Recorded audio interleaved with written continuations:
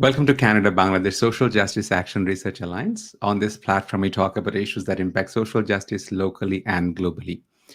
Pretty much all the conversation that we start, we mention that the purpose of our conversations are twofold. One is that using this platform to facilitate conversation that promotes a space of critical consciousness for Bangladeshi students and marginalized communities around the world. So as I was just talking to Professor Reilly just moments ago, that one of the major groups of audiences are from Bangladesh University students, high school students, who don't necessarily speak English, all of them, but because Bangladesh is essentially 100 million people are connected to internet, so this conversation is very relevant and pertinent to them. So the conversation that we use for two purposes: one is that facilitate critical consciousness. The other one is hoping these conversations will bring policy changes. So today our guest is Professor Katherine Reilly. Professor Katherine Reilly is joining us from Fraser University, which is in Canada, British Columbia. We have a lot of questions to get into. First of all, Professor Reilly, thank you very much for making some time for us and joining this conversation. Oh, well, thank you very much for having me. I'm looking forward to it. Thank you. So one of the first questions that we ask about our positionality, I've looked up that, you're trained in economics, political science, public administration. And now you are studying or researching something that, if somebody is not very intimately familiar, it will sound like that you're researching something very computational, very computer-oriented in science. So please tell us about your journey. What was your journey to researching what you research now? Thank you. That's a nice question to think about. So I came to study the internet because I was among early people to be on the internet. So not the earliest groups of people, but when I went to university in the early 1990s, internet was just starting to become widely available. And I became very interested in email and the World Wide Web, which were the principal two phenomenon that existed on the internet at the time. And I was studying international development and economics, and I had this personal interest. And when I left my undergrad degree and entered the workforce, I found that I was, working in policy, but I was being asked to use these tools to do different things, to organize. One of my earliest jobs was working for the Organization of American States, which is a regional, international organization for the Americas. It groups together all the countries in North and South America. And it had a program for disaster management. And what they were doing was putting signaling devices up valleys so that if you got a really heavy rainfall up in a mountain, people who were downriver would get an early warning that there was going to be a surge of water and there was going to be flooding. But this was an issue that was happening all over. There's a big mountain range that stretches all the way from Alaska down to Chile. And so all through the Americas, this was an issue that people were discussing and trying to figure out how to address, and setting up these early warning systems. And so the question was how to get these people in conversation with each other. And so I was setting up listservs on email so that they could be sharing their knowledge with each other. And that's how I started to become very interested in the tie between these technologies as infrastructures to organize groups of people and public policy, but also the economics of it. So why are they organized the way they are? What are the ownership models? What does that afford us? What does it allow us to do? For me, a technology is a tool that I can use to do something. And there's always going to be business models around that tool, and there's going to be rules, policies around that tool. And political economy for me is that. It is the study of the business models and the rules or policies that shape our ability to use that tool to achieve what we are looking to achieve. I'll go on further and just say that for me, achieving something with that tool is almost always about serving the community in some way. I'm more interested in using that tool to build a community, serve a community, improve the conditions of a community, than I am interested in using that tool to better my own existence. And so I think that tool metaphor is really helpful. Yeah. Before I move on to the first question that I have in my list, what would you say to, let's say, anthropology students, grad students, or let's say political science students or social science students? That I know that I've talked to a lot of computer science majors, to them, they're not yet clear that why do we have to think about the social sciences? Why do you have to think about, not all of them, but a huge number. What would you say to this social science majors, that why do they have to think about internet or platform capitalism or these technologies? Well, I guess I would say this sort of the same thing again. It's nice to be able to build a cool tool. And engineers and computer scientists are trying to figure out how to build those tools and make those tools work. That's really important, right? If you're going to build a bridge, you have to build a bridge that is going to be functional for the community and it's going to stay standing. Similarly, if you're going to build some sort of information system that facilitates the flow of goods through an urban center, it needs to function, right? But in order to do that, in either case, you need to understand something about the community. You need to understand something about their cultural practices. You need to understand something about their politics, etc. And then the other piece of it is more political. It's a decision about, well, there are going to be choices. We can build the bridge or we can build the information system in a lot of different ways. And so where exactly are you going to locate that bridge? And who does that benefit? And who does that disadvantage? And who gets control over who gets to use the bridge? And is there a charge to use the bridge? And who pays for the construction of the bridge? And who actually does the work on the construction of the bridge? All of these questions are questions for the community to decide. Often in our world, it's not a decision that's made by the community. It's a decision that's made by a handful of people. And sometimes it can feel very much like that handful of people is taking their decisions to serve their own personal interests. They're not thinking about the good of the whole community when they take those decisions. So just as we're just as we might have a conversation about where the bridge is placed and how it is designed and how it is built, who builds it, and who pays for it, and whether there's a charge to use it, are there controls over controls of who can flow over the bridge, what they can carry over the bridge, all of those things. Those same types of decisions get made when we build information systems. So something like Uber is an information system that controls the flow of people, goods, etc. through our city. And it's not a bridge, it's a logistics broker, right? That brokers the flow of people and goods through the city, but similarly, all those decisions are at play. So there needs to be a wider societal conversation about these tools and how they're implemented and what the implications are for different groups of people. Mm-hmm. Thank you, Dr. Reilly. The first question that I have in my list is, we have seen that recently, probably more so probably after 2010 onwards, definitely after 2016, that we use expressions like platform capitalism. Mm-hmm. Now, obviously, capitalism itself is a technical word. We each have a definition for it. How would you define platform capitalism for somebody who does not want to understand it using technical language, academic language? Okay, well, just as I was explaining with the bridge and with Uber and different things like this, there's a really nice handy metaphor for platform capitalism from my point of view. And it's something we're all very familiar with, especially if you're me, because I love public markets. Public markets to me are just fascinating, and they're fun and they're interesting, and nothing makes me happier than to spend time there. In fact, in my personal life, I'm part of a repair cafe where we repair stuff, and I sew, and so I will repair textiles for people, and that repair cafe is located at a local community market, a farmer's market. Yeah. So So this is what I want you to picture in your mind. So I don't know how farmers markets are there in Bangladesh, but and they differ around the world.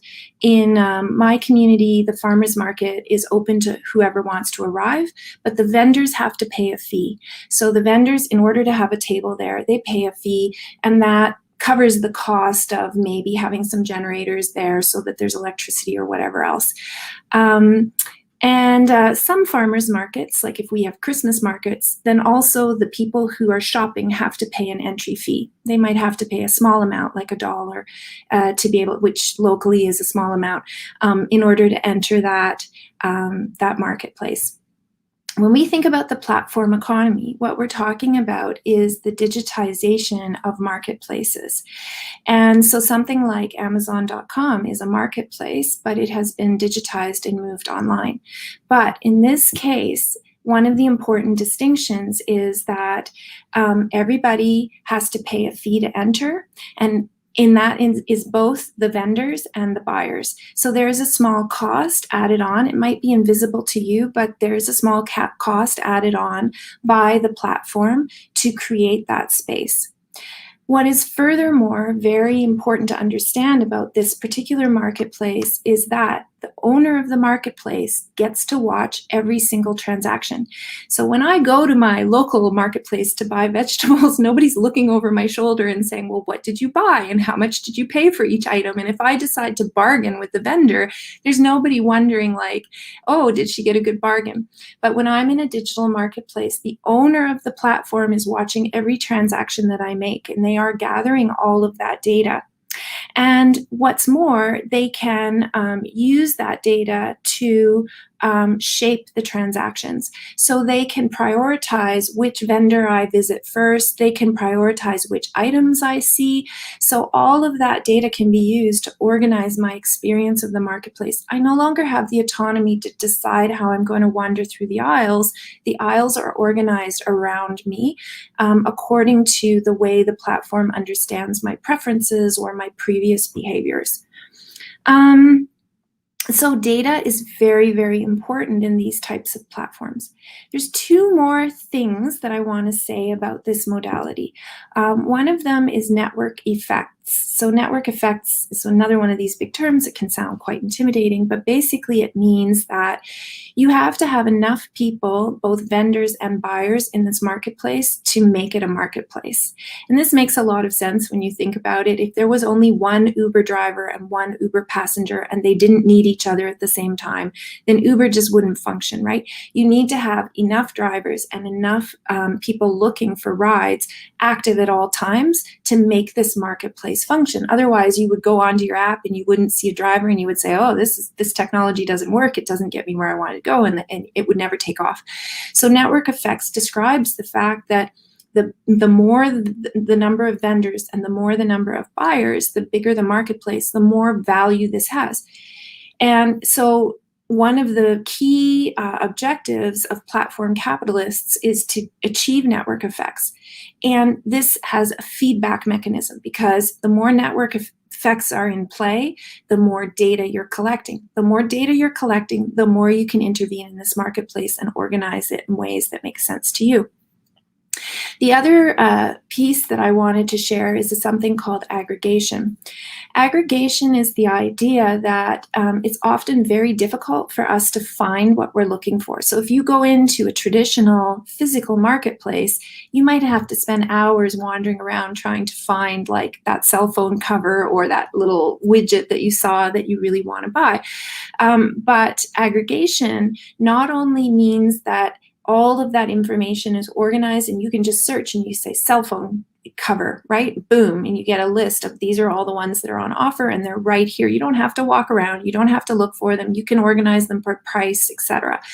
The other thing about aggregation is that because of network effects and the platforms becoming so very large, you get everything available to you, right? And so even things that are very, very bespoke, very specialized, that only a very few handful of people around the world, maybe only one or two people in your city, but there are so many cities in the world that you end up grouping together this little group of buyers, and so then they can find the little group of sellers who's selling that item. So aggregation provides value for the customer. And this is the reason why people seem willing to tolerate this model, even though the platform itself has so much power because they are gathering so much data about us.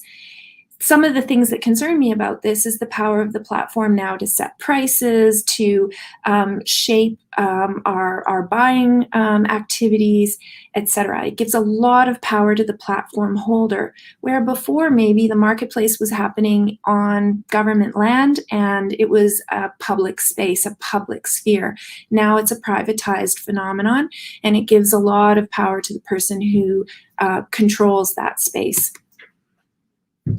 You've given a very powerful metaphor, and as I said, that we use this conversation to watch it and rewatch it, and to have a critical conversation among students. So it seems, so let's say I'm an average person. I don't research platform capitalism, or I don't think about it.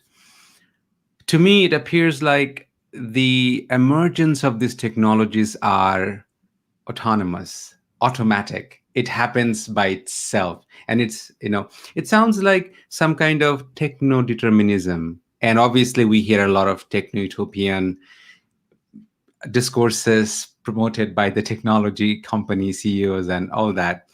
But for a country like Bangladesh, it has many, many challenges. It has nearly, depending on what data that you look into, about 180 million people. A space which is way smaller than Ontario. And entire Canada has, just a little over 35 million people. So there right now we have 100 million people connected to the internet. We have a country that has 102% people who have phones. So if there are 100 people, there are 102 phone connections. Google and Facebook are willing to spend money to connect us. Yeah. Everybody needs to be connected. And when you hear discourses from this Silicon Valley tech gurus, it feels like everything is for our good. As a scholar, what are your concerns for a country like Bangladesh when we think about platform capitalism? So listen, this phenomenon did not spring out of nowhere. It has a history for sure. And I think it's helpful to look back at the history. And one of the things that's very interesting about the history is how the name has changed over time. So when it first came about, it was called the sharing economy, not platform capitalism.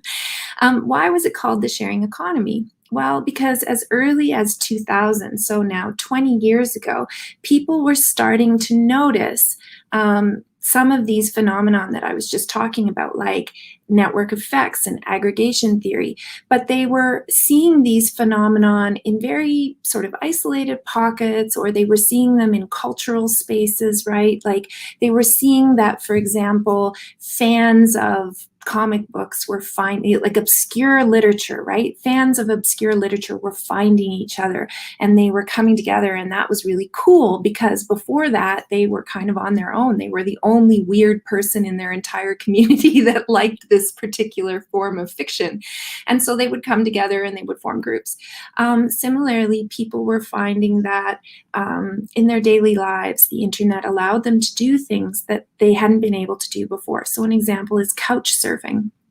And so couch surfing, people would form these networks of travelers, and they would get to know each other. And over time, these networks of this is, by the way, something that has been around forever.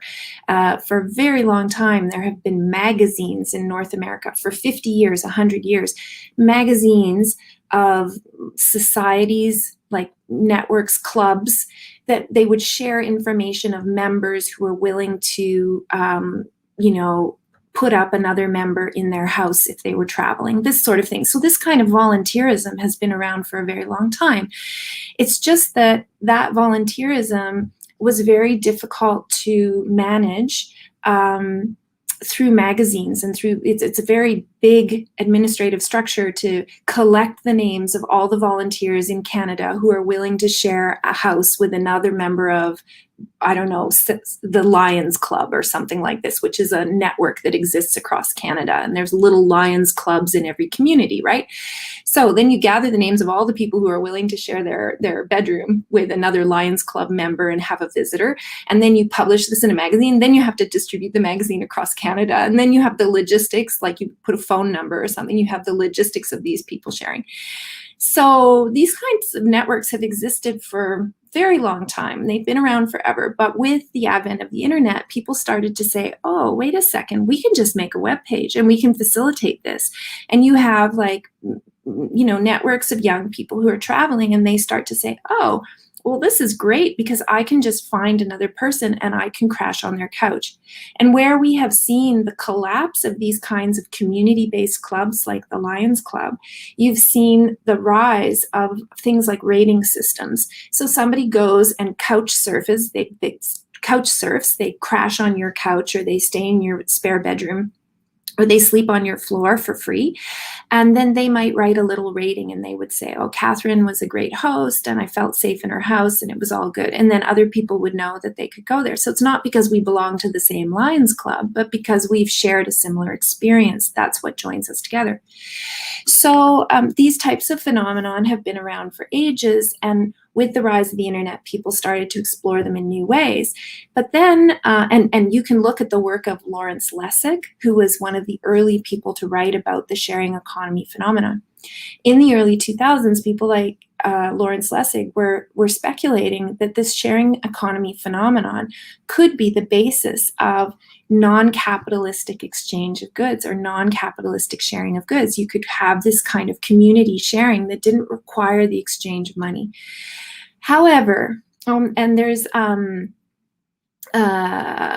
another book, I believe it's called Collaborative Economies, which also studies this phenomenon. However, around 2008, there was a financial collapse in the United States and a discussion exploded around these concerns. So the 2008 financial crisis created a lot of stress in the US. There was a lot of homelessness was created. A lot of people lost all their money. The economy had a contraction, a lot of unemployment, and there was a need to find new foundations for economic growth, or some people perceived that need. There was a need to figure out how to get the economy going again.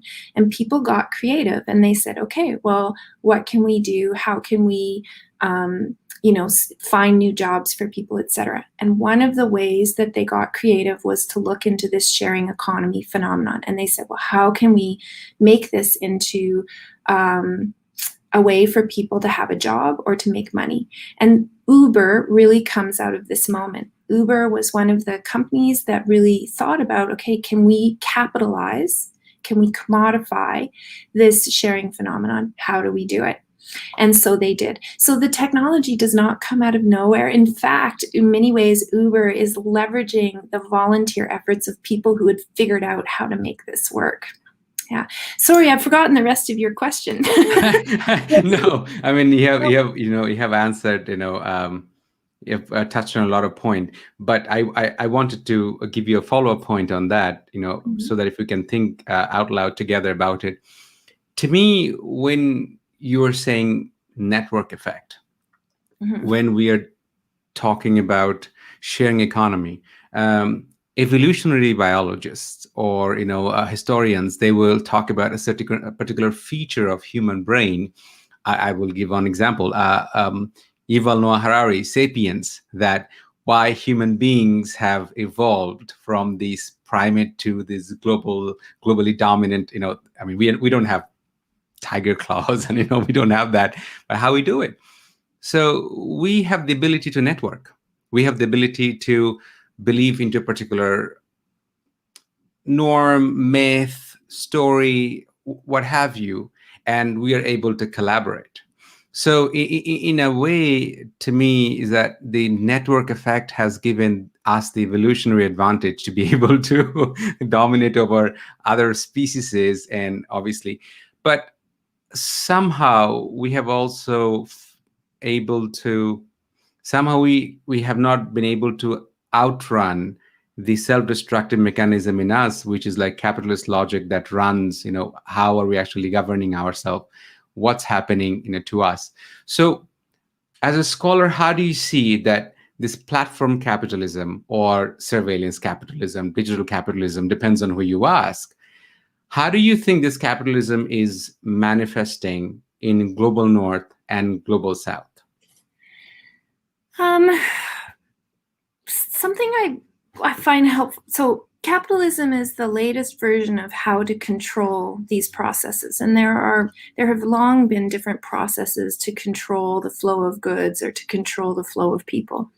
So prior to capitalism, there was feudalism, there was empire building. There have been these types of processes for a very long time. If you think about something like the Silk Road, which is not something I know a lot about, but I have the general idea. It's a trading route between Asia and Europe. And the Silk Road had certain nodes like Istanbul or Constantinople, which controlled the flow of goods through that route. You had to pass through that point to be able to proceed. And there would have been taxes or there would have been controls at those points. There have been efforts throughout history. So if you look at the little city-states around Italy, like Venice, but also Murano and Burano, where they had a unique process for the production of a good, and they would control the knowledge around the production of the good and also the flow of that good into the rest of Europe or around the world, and so on. So people for a long, long time have tried to figure out how to benefit their local community from the flow of goods either out of their community or through their community. And you can look at that in different ways. You can say, oh, this is a bully, this is a dictator, this is somebody who is preventing the flow of goods, and they are kind of extracting resources from that flow against the greater good. So somebody who is amassing personal wealth at the expense of everybody else's benefit from the flow of these goods through that community or the flow of goods out of that community. But you could also look at it as that community saying, well, these goods are flowing through here and we want to have a better life. And so how can we take advantage of this situation to make our life better? So there are different ways of looking, and what is the kind of ethical limit of what we can expect by being at this particular juncture. As people pass through, maybe they're hungry, maybe they're thirsty, and we can serve them water and we can serve them food and we can sell it to them or we can trade with them. And this benefits our local community. So we can think about that. The question is when those processes become very unbalanced. And when we look at the global economy as it exists today, which again is the product of a lot of historical processes and, a lot of water under the bridge, as we might say, what we see is that there has been a concentration of power and resources in certain parts of the world, and other parts of the world do not have those concentration of power and resources. Those other parts of the world will say maybe, hey, how can we reorganize this system in a way that redistributes the power and control? But they will also simultaneously say, how can we better situate ourselves in this flow of goods to extract some benefit from it? They will say both things at the same time. Now, the issue today is that in the world, we have more than enough resources to feed everybody. We absolutely do.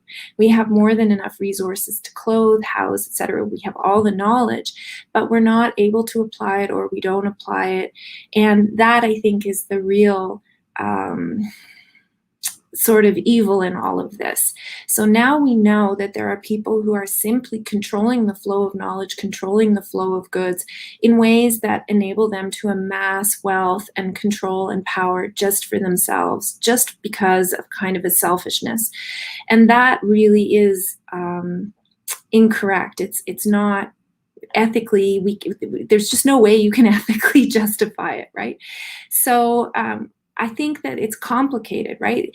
On the one hand, it's like, how do you situate yourself to be part of these flows of resources and to extract benefit from them in a way that, allows your community to be well off and to be in relationship with other people.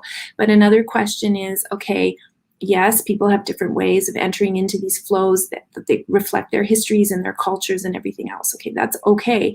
But what's not okay is that those flows become so dominated by certain groups that they prevent other people from even being able to try, from even being able to extract benefit, or from even being able to participate. Then that's just not fair. It's like a game that only certain people can win. That's how I think about that. And then with the platform capitalism, we could say, here is yet another example of a game. I told you that these platformized capitalist models arose in the United States after the 2008 financial crisis on the backs of the volunteer efforts of people who are trying to figure out how to use the sharing economy for the greater good. And yet they got capitalized and have come to be controlled by groups of people who happen to be located, by the way, in California, in Silicon Valley. They were the first people to create these models, and they spread them to the rest of the world. And they have a kind of a first-comer advantage because they were the ones who developed the models. They were the ones who spread them to the rest of the world. They then have the network effects.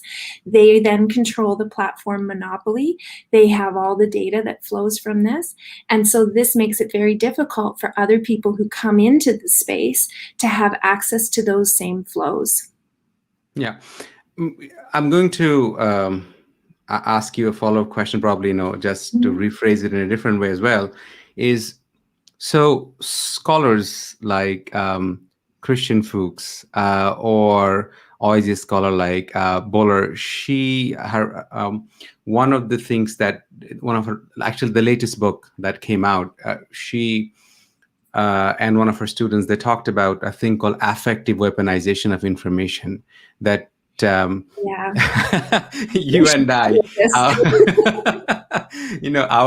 our emotion, our weaponization of our emotion in order to, whether it is political gain in America, where President Trump can write a tweet and, nearly 500,000 people can be marched towards, doing something. So, and in order to, so some scholars will call it, there are two groups of people. One is cyber proletariat and cyber bourgeoisie. And then you have other scholars like, I'm compressing a few questions together for the interest of our time. Yeah. Is that, so let's say a scholar like Nick Holdry, he will tell you, or Ulysses Mejias will tell you that the idea of our life being colonized by data. So I am compressing these three things, together: emotion, data, and capitalism. How do you view this? I really value this question because so far my metaphor has been very kind of complacent. It's been very much about the marketplace, and you go to the market to buy some carrots or whatever, right? It doesn't seem like it would have that big of effect on you.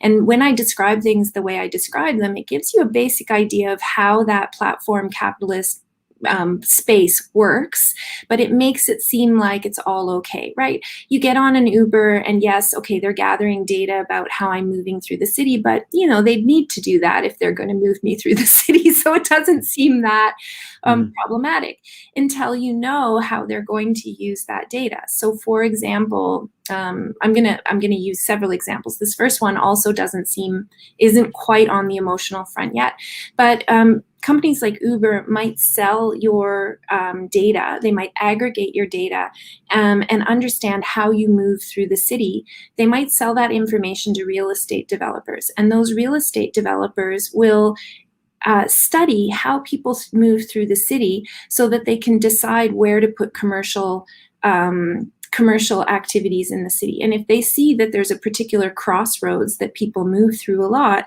now they're going to look to buy up that land and put in a shopping mall, or put in a Starbucks, or put in, whatever, to try to capture that flow of potential customers. So they're reshaping our cities. They're also they're mediating our cities, if you will. And I think that's the really important term to start with. So what do I mean by they're mediating our cities? They're sort of datafying and using knowledge to think through how we flow through the city. And so our experience of moving through the city is becoming mediated. Recently, I was talking with a group of women. Well, I wasn't, but my research team was talking with a group of women in Peru about buying contraceptives. And they said that one of the things that bothers them is that when they use Waze, do you have Waze in Bangladesh? Okay, so Waze is a map program that helps you figure out where to go, but it tells you where the traffic is bad. So it's a platform product. Everybody who's on Waze is sharing their movement through the city, and then Waze can see, well, okay, there's a traffic jam here because all of the Waze users are stuck in one spot and they're not moving, right? So it's platformized. Everybody is co-producing this data, but then Waze sells that data to understand, well, where are the traffic jams, or where are the, how do people flow through the city?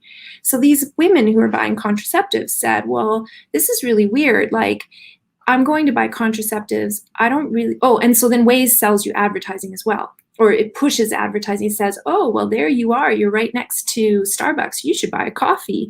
Particular coffee is on sale today.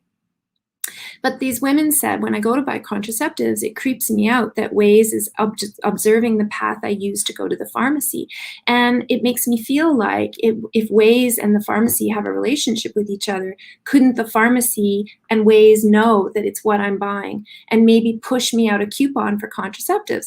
Well, I don't want Waze knowing that I'm buying contraceptives or that I'm about to have sex with my boyfriend. And I certainly don't want my family to know this, because they would be very upset. And, how do I go about my life and have my privacy or have my own space? So this is the kind of point where these platforms start to cross over into our personal space. But that doesn't quite get us to the point of emotion. And I think in order to get at that, we have to think about how our experience on these platforms changes how we think. There are really obvious examples. Things like the way social media kind of controls our thinking. Like, there's this idea of doom scrolling. Doom scrolling is you get on Facebook and you just scroll and you scroll and you scroll, and then 3 hours have gone by and you're like, where did my life go? And you feel depressed, right? You feel bad after you do this. You feel low energy. You feel like your world means nothing. It's just kind of like consume, consume, consume, consume. There's no kind of value in it. Or maybe that's the experience some people have. So there's a kind of an addictive quality. In fact, studies have shown that you have an addictive reaction similar to when you gamble at a one-arm bandit gambling machine. It's that kind of addictive quality. But then the other piece of it is that it shapes our reactions. When we go on something like Amazon, and again, I'm not sure if Amazon is something people use in Bangladesh, but in North America, a little bit. Okay, well, Amazon is this place where you can buy things. And Amazon Prime is a service that will deliver the item to your house immediately. In some places in the United States, they actually measure by the number of hours. So how quickly can they get this thing to you? To the point where the comedian Ronnie Chiang has made a joke about it. And he starts talking about, Amazon Prime, put it in my hand, put the pencil in my hand and make it right for me. It's like Amazon Prime will immediately deliver the thing to you and immediately serve you. It's like it's creating royalty. How does that change your thought process? It starts to create an expectation of immediacy. When we think about elections, and so you have an emotional response. You become somebody who expects immediacy, who for whom fulfillment is defined as having an item or finding an item rather than being in a relationship. And I think this is the really important point, right? So fulfillment, our own personal fulfillment is not about being in relationships or doing good works or serving the community or being a religious person or whatever it is. Our fulfillment is about immediately having our needs given to us. In fact, that's the term that's used economically, is fulfillment. I wanted to talk about one other sort of example. Another example is with moderation. And you had asked me about Myanmar. And so I'll kind of rope this in here too. On Facebook, there is moderation, voluntary moderation by users. So one of my PhD students pointed this out to me, Esteban, and he said, we can see a lot of violent acts on Facebook. And those violent acts, are going to have an emotional trigger for us, right? You see something violent, it makes you feel bad. But the weird thing about it is that you're not seeing the actual violent act. You're seeing a picture of it, or you're seeing a video recording of it, or you're seeing a report on it. So it's not the actual violent act, it's like an image of the act. And that can have an emotional response, but it's not the same thing as being there. And Facebook allows you to flag this content. So you could flag it as something that shouldn't be on Facebook. And you could say, oh, Facebook, you better monitor this, you better jump on here and take this off. And in some ways, that's like an act of citizenship because you are making your public space safe. But at the same time, doing that is producing knowledge and value for the platform. So you are actually helping the platform have network effects. You are helping the platform police its community. You're doing that for free, by the way. Facebook doesn't have to pay somebody to go around and monitor things. And so you are actually doing free labor for Facebook. You're actually helping Facebook avoid being regulated, right? Because you're doing a service that allows them to say to governments around the world, no, we have a system in place to make sure that there's no violent content on our platform. But what circulates in you and in the community is a sense of outrage. And that outrage could have a number of objectives. You might feel outraged at the platform. How dare this newspaper publish that content? Because Facebook is a newspaper, right? It's a different kind of newspaper. So you could say, how dare this publication circulate this content, right? How dare this person on this publication circulate this content? Or you might have outrage at this feeling of having to monitor this content. Why should I have to tell them to take this down? It shouldn't be there in the first place. Or you might feel outrage with the modality. How come I can't take this down instantly? I've reported this content, but it's still here. And you might also feel outrage with the message. Why is this message circulating on Facebook? But what's missing here is that you're not feeling outrage about the actual violence that's taking place. And I think that this is the problem, and this is why we really need to think about how these interactions are reshaping our emotional connections with each other. Yeah? I did not plan on to actually bring this because this is directly connected to my doctoral dissertation. Is one of the things that I have looked into computational propaganda in digital space. So my doctoral dissertation, it examines that places that are getting newly connected, let's say remote places in Canada, and like in past 1 year, the Facebook usage in Bangladesh has increased by 25% in 1 year. Mm-hmm. In Bangladesh right now ranks as the 10th most actively engaged city, Dhaka city, to be, in terms of number of people who are connected to Facebook. So you have pointed out something incredibly important, that I am working for Facebook 8 to 10 hours, but not getting paid for it. A. B, in terms of violence. So I will tell you one pattern in Bangladesh. I'm going to talk about communal violence. Can So I let's say, say yeah. that working for Facebook and not getting paid has a name? It's called heteromation, and there's a very nice book on it if you want to look it up. But What's the book? What's the book you mean? A heteromation. So the book is called Heteromation and Other Stories of Computing and Capitalism, and it's by Bonnie Nardi and H.R. Ekbia. And I really like this book because it gets at exactly that issue. Yeah.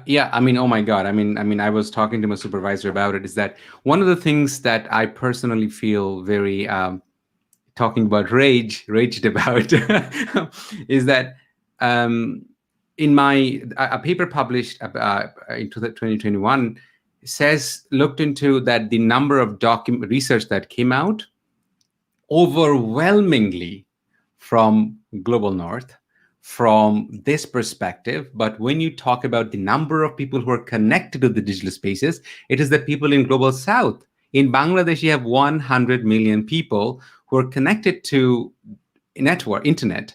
But if you look at the number of studies, and again, I know that we can go into a lot of discussions about it, that basically, I think there is a necessity to look at, this phenomena from the perspective of Bangladeshis, from the perspective of global south, that, how are we experiencing looking at it? Now, when you talked about violence, and not talking about the actual violence, but being raged about it, that, why is it not taken?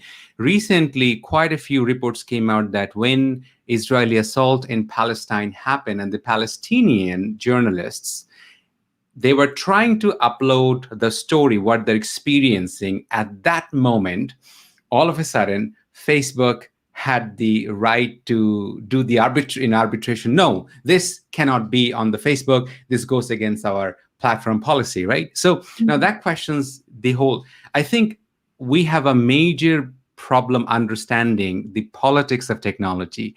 We often hide behind the machine neutrality discourse. So computer is a neutral thing. But if you look at scholars like, Sophia Noble, if you look at scholar like, Ruha Benjamin, they will start talking about, or Bilomi Joy talking about, oh, so this technology is actually biased. Algorithm can be racist, so that data that it is actually being trained. So that becomes useful. Please tell us that help us understand, let's, if we may think, together out loud about it, is that from a global south vantage point, having a history of 200 years of British colonial domination and the neo-colonial phase, neoliberal phase, what are some of your concerns for a place like Bangladesh when we see 1 year into the pandemic, the tech CEOs have gained $365 billion more, 400 million people have lost job? How do you come to terms with it? Is there a connection with platform capitalism? Oof. So that's a lot of things at once. So we can talk about we've talked about the capitalism side of things, right? How this organizes a system where data is extracted from, the platform itself is controlled by certain groups of people who are maybe located in the global north, but the data and also the economic benefits of that platform are being extracted from people in the rest of the world. It's actually a little bit more complicated than that. So we can make a direct relationship between, Facebook located in California and data being extracted from people in the global south. And we can also think about how that platform gets used by the people on it to manipulate people's emotions, maybe just inside of Bangladesh, right? So it could be seen as a tool that is used by people in Bangladesh to achieve their own ends. We've certainly seen lots of examples of that. Bolsonaro used not Facebook, but WhatsApp to win his presidency in Brazil. There are lots of examples around the world of how leaders have been very clever at manipulating our emotions through the use of these tools in order to achieve their ends, which are elections and things like that. There's a framework from Latin America that I very much like, though, which is it comes from a communication scholar named Jesus Martin Barbero, who's very, very famous in Latin America. He actually passed away on Saturday, in fact, so it's a good moment to talk about him and to remember him, the impact that he's had. And Jesus Martin Barbero is writing about communications from Colombia, from the global south, and he says basically this, that we have to look at these technologies as something that are coming from elsewhere and understand how they mediate and remediate our life experience. So they come in and they shift the way that we're experiencing the world around us. They have implications for how we relate to each other, how we relate to the marketplace, how we produce our culture. And in many ways, it's something that you have to analyze from a local place. Those processes of remediation are not necessarily complete. And so we can talk about how Facebook arrives and how it gets used and things like this, but we can also understand that there are lots of people who are not using Facebook or who are using it in ways that Facebook never anticipated, or also that Facebook is not taking full consideration of the needs of people in marginalized parts of the world. So, there's, Facebook does not care to intervene in the content that appears with reference to maybe Myanmar or maybe the Rohingya refugees. It's just not on their radar. It's just not important enough for them geopolitically, and so they don't moderate that content. Maybe it's happening in a language that they haven't bothered to pay attention to, that they haven't so there's a lot of dynamics going on here in that relationship. When you look at that in the context of a long colonial history, it's very complicated. It has to do with what I said earlier about kind of reclaiming yourself as an independent state or with some autonomy and making your own choices, but still figuring out how to navigate connections with the global community. And so there's this feeling like, well, we want to be part of the digital economy because this is the way the world is going.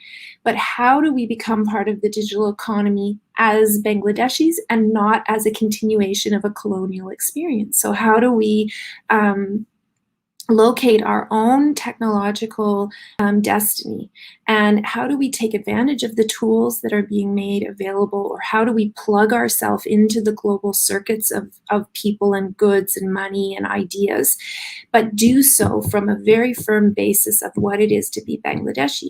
That's super hard to do because what it is to be Bangladeshi has been kind of perverted by centuries of colonialism. So how do you unpack that and relocate that relationship to technology?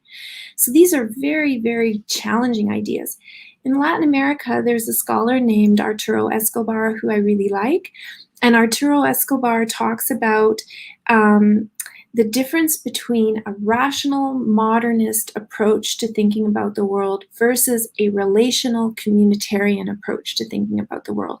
And he claims that the rational modernist approach is something that is part of colonization. It's a very military, logistical, realist, capitalistic approach to thinking about the world. And it's all about extraction. When we gather data in a rationalistic, modernist approach, we ask somebody, what is your name? And you would say to me, Feroz. And then we say, what is your age? What is your ID number? What is and we gather this data. We're actually extracting the data from the context in which it's found. Platform capitalism does the same thing. It gathers these points of data completely removed from their context, yeah? If we were using a relational approach to gathering the same data, I would say to you, Feroz, what is a name? And you would say to me, as a Bangladeshi, I understand naming in this way. And we would start the conversation from how we each understand names. I might say to you, well, what is your name in this context? And if you say to me, what is my name in this context? I say Dr. Katherine Reilly, because we're doing an interview as academics, right? But if you were to say, well, what is your name in your family context? I would say, well, my family calls me Tiki. And that's a very different thing.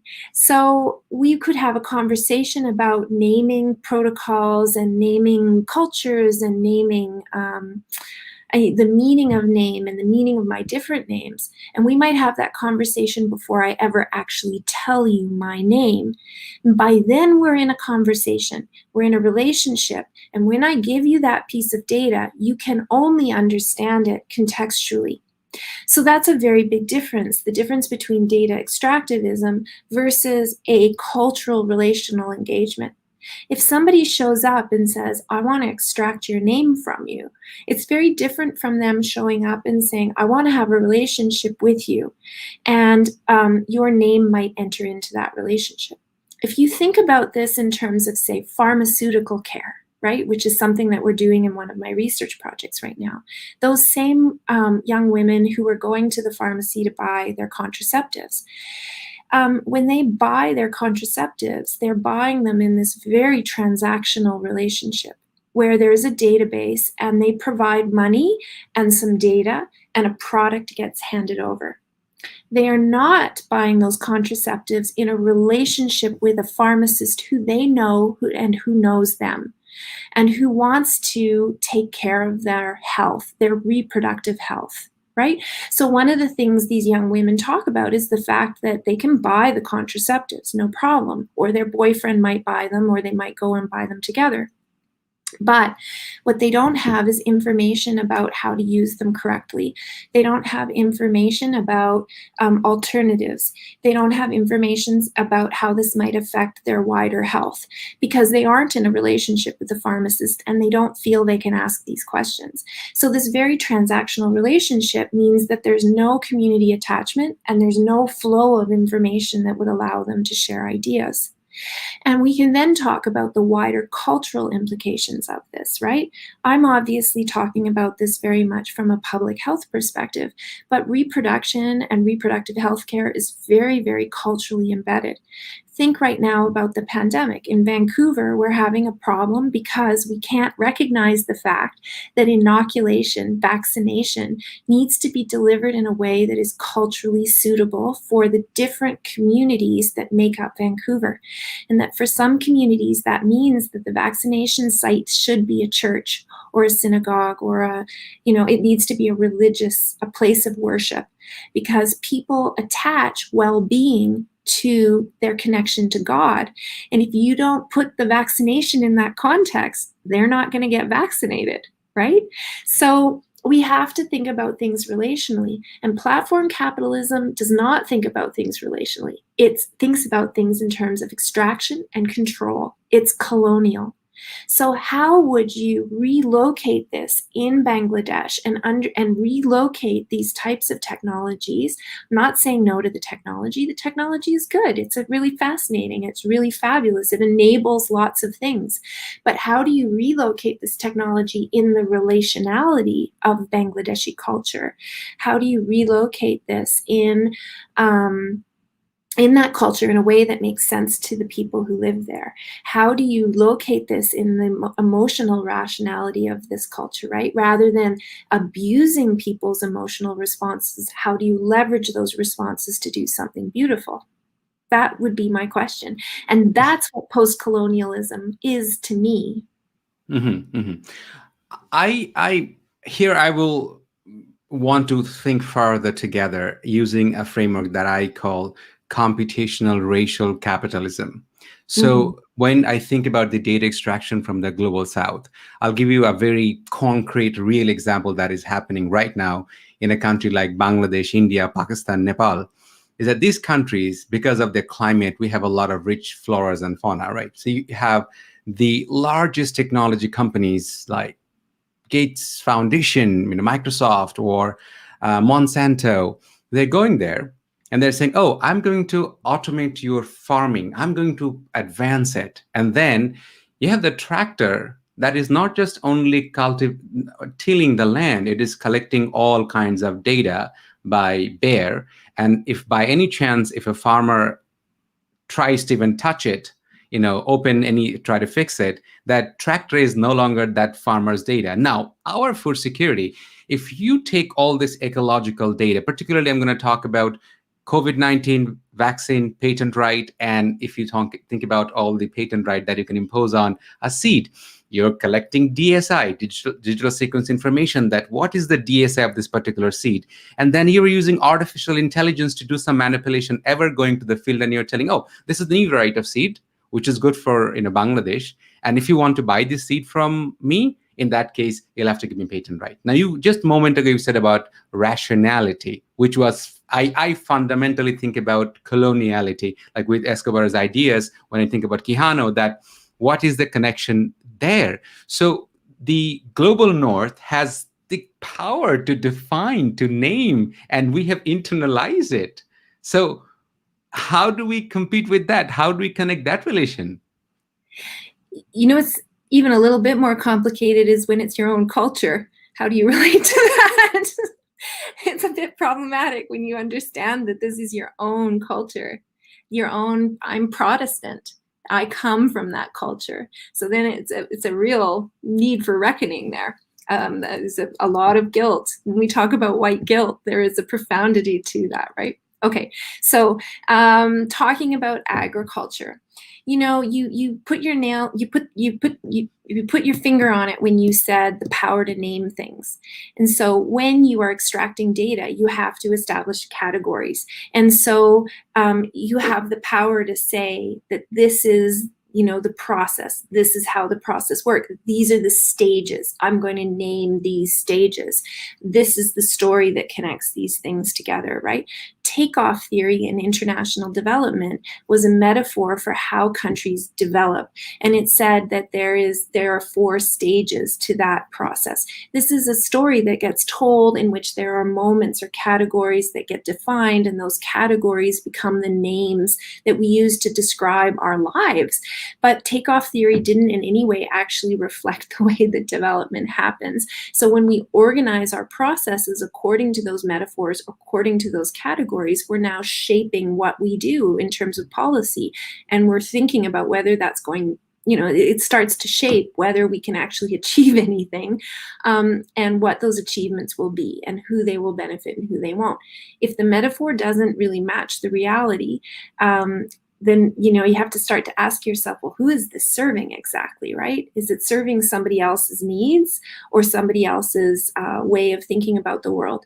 And if I'm serving their needs, what about my needs? So this is the kind of about this problem with naming and problem with picking metaphors. There need to be metaphors and names and categories that make sense locally.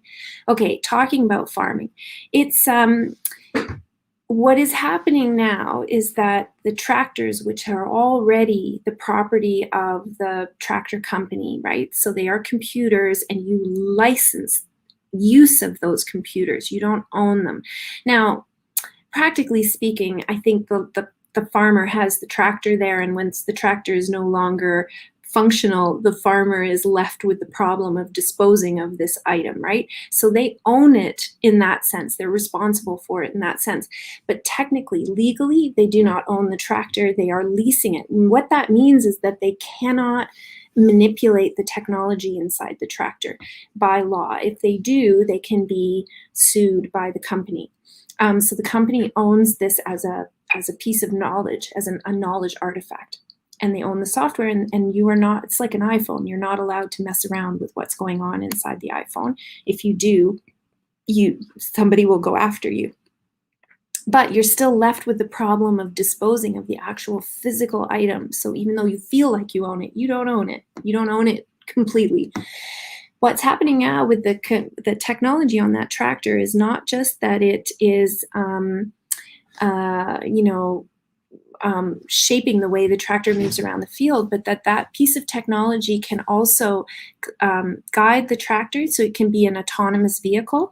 And also that technology can gather data about your field. So it can be gathering data about which seeds you're using, where you're planting those seeds, what is the soil quality, what is the water quality. So it's gathering information. And there's a big question about who owns that data and how is that data understood.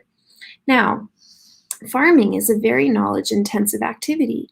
And for a long time, one of the biggest values that farmers had was the knowledge of how to grow crops. Something like this is, defining of a farmer is somebody who has a green thumb, somebody who knows how to make things grow, and not just grow, but grow really well, right? Like they can grow a big carrot. I mean, I grow carrots, but my carrots are pathetic, right? But a farmer would know what kind of soil to use, how much moisture, et cetera, how to place the seeds. They have all that knowledge, and that knowledge is being extracted. But more than that, there is a culture around how to grow things. For Escobar, he defines this as ontological politics, and he says that the ways in which we know how to connect to our local space are part of our knowledge systems. So our connection to nature and our connection to growing things and our connection to our culture and our communities all involve a kind of a way of knowing ourselves. And we tell a particular story about that. We have particular metaphors around that that make up our culture. But that culture is something that has to be defended. And if you sever the link between that culture and the space in which the culture manifests, then you're losing the narrative. You're losing the metaphor. And that means that your way of knowing will die. And so Escobar says that there has to be a politics of reasserting those ways of knowing or ontologies and defending them. And you can only do that if you maintain your connection with the land, with nature.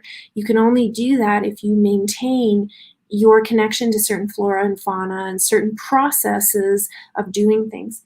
And so when we think about platform capitalism coming in and setting up a platform that networks all these tractors together so that they can autonomously farm the land very efficiently, and they can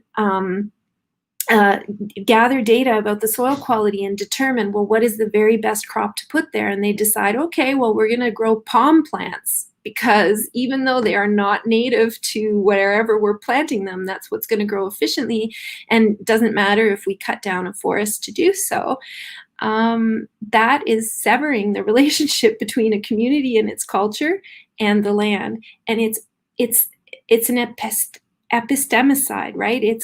It's killing that relationship. So we can again think about how platform capitalism is a form of colonization and how it creates those relationships. Yeah. Having said that, I still believe that that community could think from their own culture and their own ways of knowing about how they would use these tools and what are the affordances and how would they embed those tools and those affordances in the culture. It's not about kind of a cultural romanticism either. All cultures can change and move forward, and they can take on new technologies. But the point is to do so relationally within the ways of knowing of that community, and to provide all communities the ability or the opportunity to do so. Yeah. I mean, I'm gonna. I obviously we talk for hours. We have. I mean, there are so many questions that needs to be actually addressed, because critical data literacy, is. I mean, if you look it up, you will see that Bangladesh is one of the countries that has one of the very. We don't have data governance. We don't talk about critical data literacy. So, I mean, obviously, digital space and data is very, very deeply connected to my dissertation. At the same time, so the last question that I have to you for this conversation is an idea of digital gentrification or digital invisibilization. So what's happening, because internet is informing our perception about the world. If you think about Baudrillard, simulation and simulacra, if you want to understand that, what is our perception about the world, to what extent in Bangladesh, in India, in Pakistan, in Nepal, people in the remote areas, villages, they're able to maneuver, they're able to actually use the digital technologies to actually declare their presence, to rise some kind of prominence, to as opposed to somebody who's sitting in California or in Toronto who knows about search engine optimization, knows how to game the algorithm, to rise in that. So what's your thought on that? And what would you like, how marginalized people are getting further marginalized through a process of digital invisibilization? If you don't exist in Google Map, you don't exist. So Google Map is just not Google Map. It's like whether you exist or not. What's your thought about it? Well, you do exist. You actually exist in the real world. Exactly.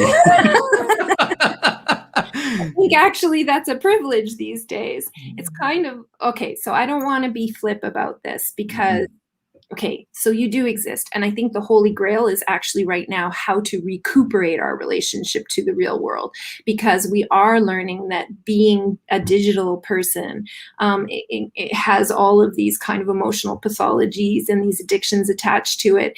And we are and it derelationalizes our existence, and we don't feel connected, we feel isolated. And the pandemic has accelerated this feeling, right? And so we are starting to now see people talk about, in Latin America, feminist movements are talking about the need for sororidad. And this is like forming a sorority, but it's about finding connection, authentic connection, right? Rediscovering that connection with each other. The reason that I do a repair cafe at a community marketplace is because I want to feel connection to members of my community. That can pass through digital platforms. So for example, locally, there's a group on Facebook called Buy Nothing. And Buy Nothing is a space where people post items that they either need or that they don't need anymore. And you just say, well, like yesterday, I moved recently and I had some pieces of just like posters and artwork and stuff for my house, like decorations for my house. And when I moved, I didn't have places for all of them anymore. And so I posted one of my pieces of art on the thing, and I said, well, I don't need this anymore. Does anybody want it? In contrast, when I first moved, somebody else had a piece of art that I had a perfect space for. So these things circulate in the community. This is actually a true sharing economy, by the way, not a capitalist platform economy. So Facebook facilitates that. But what I love about it is that it creates connections between me and members of my immediate neighborhood, my immediate community. So I feel a sense of connection, authentic connection. When the woman came to my house to pick up the painting last night, we stood there and talked for a half an hour, and now I know one of my neighbors. So these things are really important.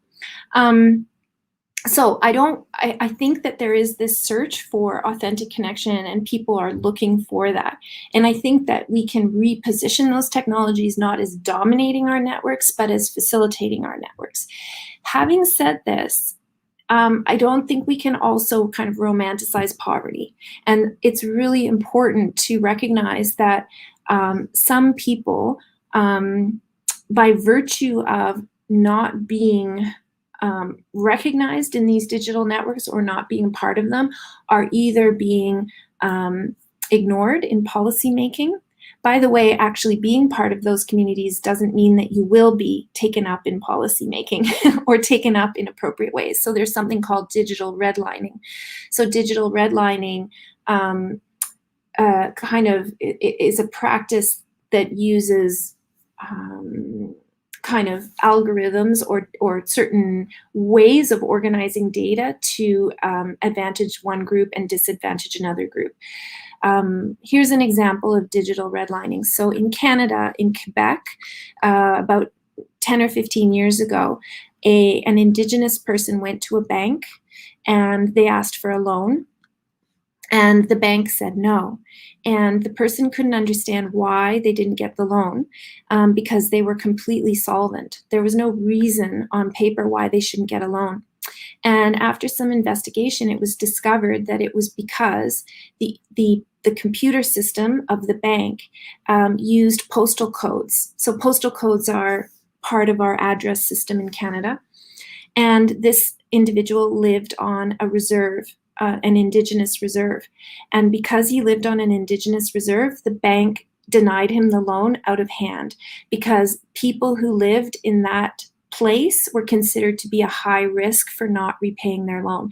So because of his race, or because of his neighbor's race, he was being denied an opportunity. So just because you're part of these networks doesn't mean that you are going to be treated any better.